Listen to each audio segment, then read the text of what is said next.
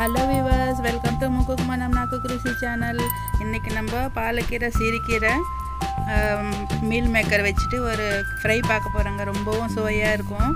இது எப்படி பண்ணுறது பார்க்கலாமா? வாங்க கிச்சனுக்கு.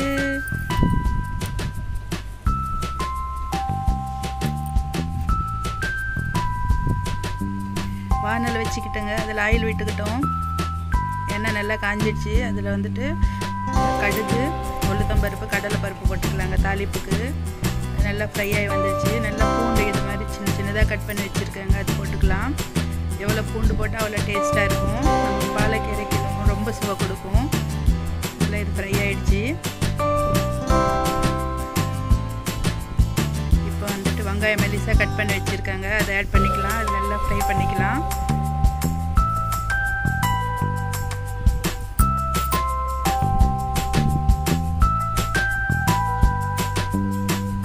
சீக்கிரம் ஃப்ரை ஆகணுன்னா கொஞ்சமாக உப்பு போட்டுக்கலாம். உப்பு போட்டு ஃப்ரை பண்ணால் வெங்காயத்தில் இருக்கிற தண்ணி சீக்கிரமாக வெந்து வந்துடும், ஃப்ரை ஆகிடும். நல்லா இது மாதிரி ப்ரௌன் பண்ணிக்கலாம்.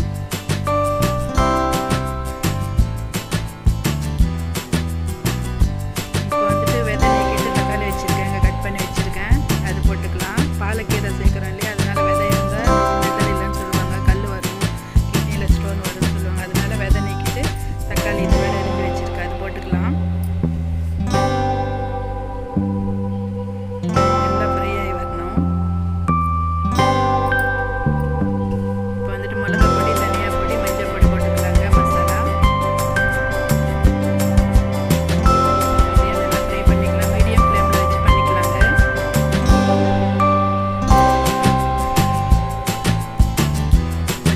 போகிற வரைக்கும் இது மாதிரி நல்லா ஃப்ரை பண்ணிக்கலாம்.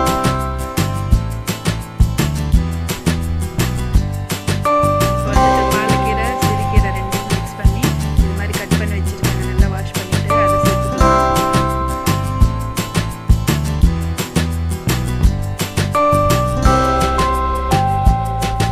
இதுலேயே தண்ணி வருங்க, நம்ம தண்ணி எதுவும் ஆட் பண்ண வேண்டாம்.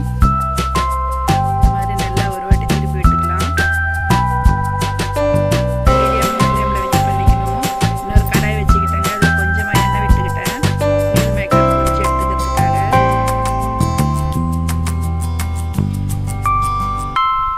கொஞ்சமாக உப்பு போட்டுக்கலாங்க எண்ணெயில். மீல் மேக்கர் ஒட்டி வராமல் இருக்கும், இல்லைன்னா அது அப்படியே அடி பிடிக்கும். இது மாதிரி ஒரு வாட்டி சால்ட் போட்டு நல்லா இது மாதிரி பண்ணிக்கலாம் எண்ணெயில். வேறு எதுவும் பொரிக்கும் போது இது மாதிரி சால்ட் போட்டுக்கிட்டால் ஒட்டாமல் இருக்குங்க. நல்லா மீல் மேக்கர் நல்லா சோக் பண்ணி வச்சுருக்க தண்ணியில் இது வந்துட்டு நல்லா பிழிஞ்சு எடுத்துக்கலாம். இது 2-3 வாட்டி இப்போ வாஷ் பண்ணிட்டேங்க, அதை பிழிஞ்சு இது மாதிரி எடுத்துக்கலாம்.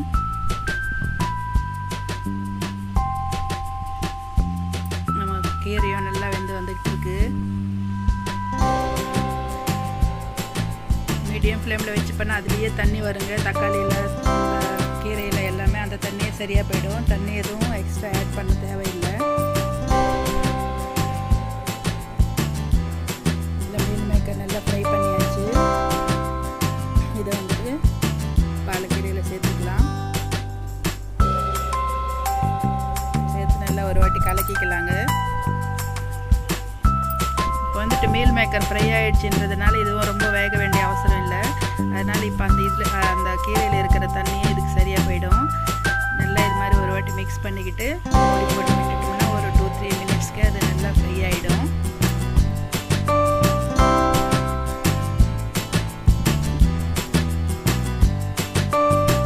சாதத்துக்கு, சப்பாத்திக்கு ரொம்பவும் டேஸ்ட்டாக இருக்கும்.